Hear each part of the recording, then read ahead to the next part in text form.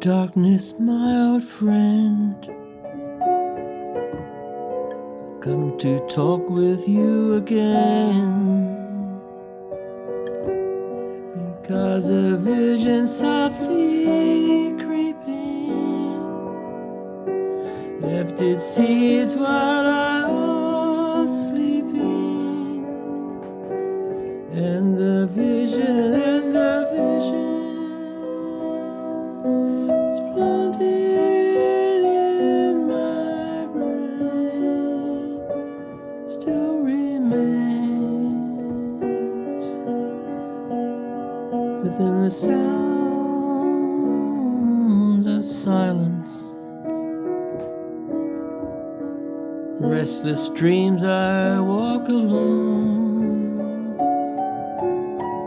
through narrow streets of cobblestones, beneath the halo of a street lamp. I turn my collar to the cold and damp, when my eyes were stabbed by the flash of a neon light, split the night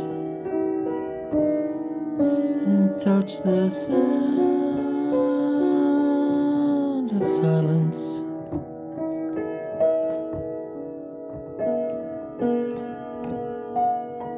And in the naked light I saw 10,000 people, maybe more. People talking without speaking, people hearing without listening, people writing songs that voices never share. No one dared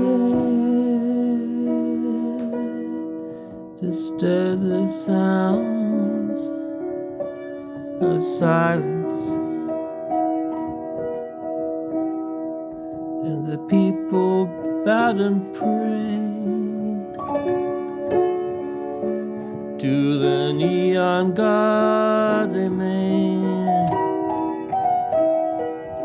and the sign flashed out its warning in the words that it was for me, and the sign said the words of the prophets are written on the subway walls, tenement halls,